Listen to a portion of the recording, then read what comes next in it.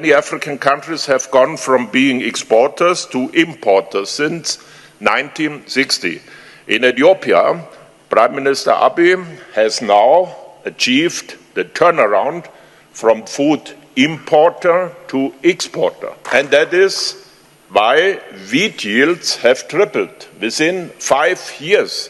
And the same is possible in all African countries.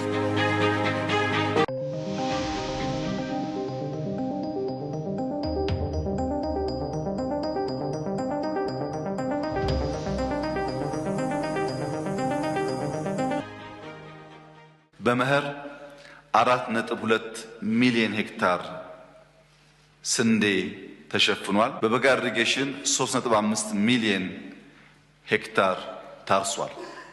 በድምሩ በዚህ ዓመት ኢትዮጵያ ከ7.7 ሚሊዮን ሄክታር ያላነሰ በስንዴ ሰብል የሸፈነች ሲሆን ከዚህም ከ300 ሚሊዮን ኩንታል ያላነሰ ምርት ይጠበቃል። ይሄን ሴክተሩን ለሚያውቁ ሰዎች ስንዴ ከውጭ ማስገባት የለባትም ኢትዮጵያ ማምረት አለባት ብለው ለወሰኑ ሰዎች እንደ ተአምር ሊወሰድ ይችላል። ዛሬ ኢትዮጵያ በአፍሪካ ከፍተኛው ስንዴ አምራች ሀገር አድርጓታል።